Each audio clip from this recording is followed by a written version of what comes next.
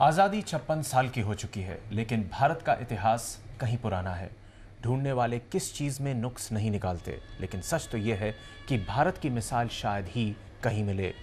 संस्कृति में इतनी विभिन्नता, भाषाओं और बोलियों की इतनी किस्में, यहाँ का संगीत, संस्कृति और खान पान, हर चीज़ नायाब है यहाँ की।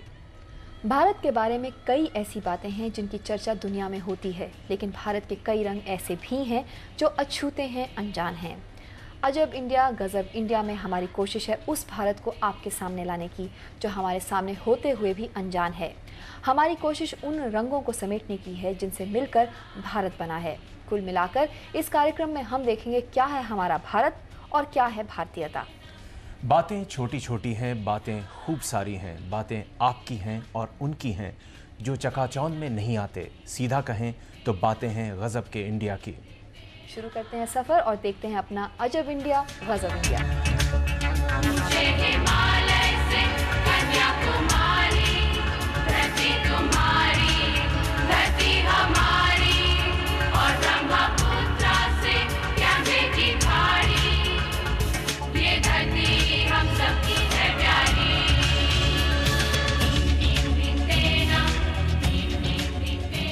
दशरथ मांझी की प्रेम कहानी सुनी है आपने? अगर नहीं तो ये मान लीजिए कि दशरथ मांझी ने जो किया वो शायद दुनिया में किसी ने नहीं किया होगा। बेमिसाल इंडिया में बेमिसाल दशरथ की सच्ची कहानी बिहार के गया इलाके से। उस वक्त तक दिलीप कुमार की सुपरहिट फिल्म नया दौर रिलीज हो चुकी थी।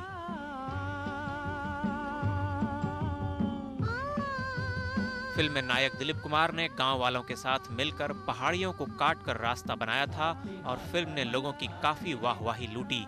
पर ठीक उसी समय गहलोर के दशरथ मांझी ये सब कुछ एक नायक की तरह ही हकीकत में कर दिखाएंगे, ये किसे पता था।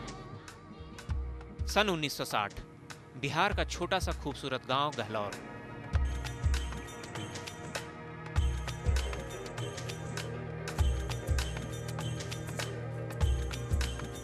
हमारी कहानी के नायक दशरथ मांझी भी इसी गांव का एक हिस्सा है।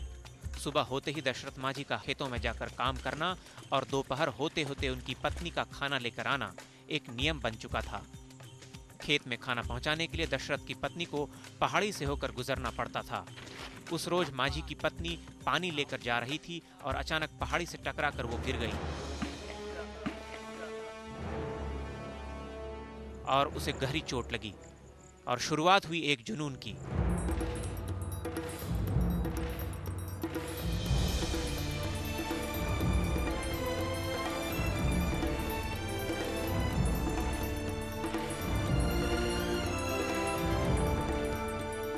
उस पहाड़ को काट कर रास्ता बनाने का जुनून। पहाड़ी बड़ी थी और दशरथ के इरादे भी बड़े, मगर वक्त की तरह दशरथ का हथौड़ा भी चलता रहा और पूरे 22 बरस बाद 350 फीट लंबे और 25 फीट ऊंचे पहाड़ को दशरथ के आगे झुकना पड़ा।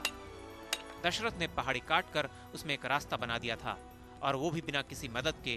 करीब 50 किलोमीटर का रास्ता महज 500 फीट में समा गया। शायद यही है वो भारत जिसे कहते हैं गजब का इंडिया। हिंदुस्तानी जुनून का दुनिया भर में कोई मुकाबला नहीं।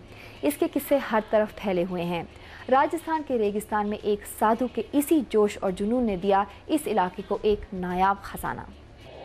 तो अब बारी है पोखरण को परमाणु परीक्षण से आगे बढ़कर देखने की।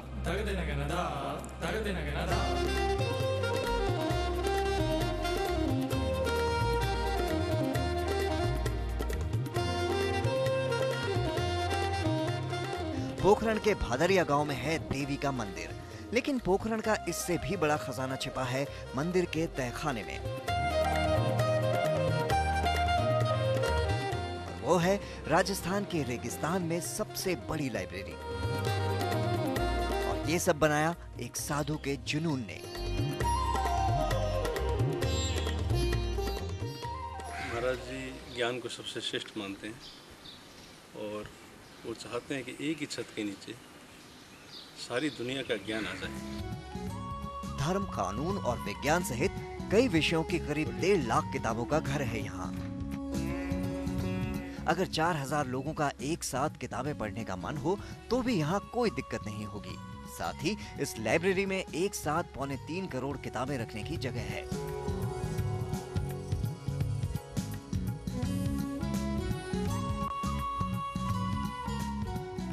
लाइब्रेरी बनाने वाले बाबा हरबंस सिंह का इरादा यहाँ एक विश्वविद्यालय खोलने का है और ये इरादा वैसा ही पक्का है जैसा लाइब्रेरी बनाने से पहले था। इरादे और भी हैं, जैसे लाइब्रेरी में दुनिया की हर किताब लाने का और उसे इंटरनेट पर जारी करने का। और किसे पता, बाबा की ये कोशिश भी पहले की तरह ही सफल हो जाए।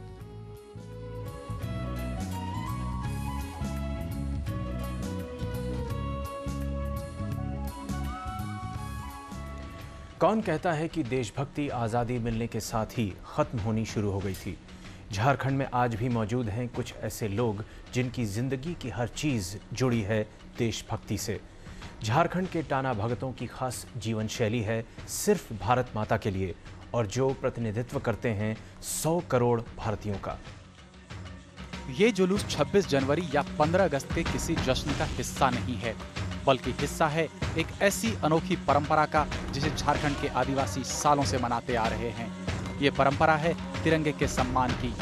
टाना भगत कहे जाने वाले तिरंगे के ये दीवाने आजादी के 56 साल बाद भी समर्पित हैं तिरंगे और देश की सेवा में।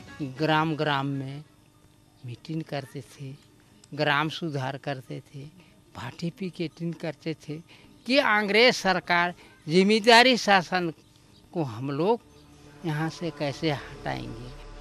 टाना भगत पूजा पाठ में विश्वास रखते हैं, पर किसी देवी देवता की पूजा में नहीं, बल्कि तिरंगे की पूजा में। एक टाना भगत के दिन की शुरुआत होती है सूर्य नमस्कार से। इसके बाद सब टाना भगत इकट्ठा हो तिरंगे की पूजा करते हैं। पूजा के टाना मुखिया सब भक्तों को शपथ दिलाते हैं तिरंगे और देश के प्रति समर्पण की। और सादा धर्म सब भगत नतमस्तक हो तिरंगे को नमन करते हैं और फिर निकलता है तिरंगे की शान में जुलूस, जहां माहौल गूंज उठता है भारत मां की जयकार से। आजादी के 56 साल बाद भी इनकी माली हालत में सुधार नहीं हुआ है और इनके गांव में सड़क जैसी बुनियादी सुविधा तक नहीं पहुंची है, लेकिन इनके दिलों में तिरंगे के सम्मान में कोई कमी नहीं आई है। अजब इंडिया गजब इंडिया में यहाँ तक के सफर के बाद थोड़ा अंतराल। थोड़ी देर बाद देखेंगे मुंबई के डब्बे वाले और कोलकाता के रसगुल्ले।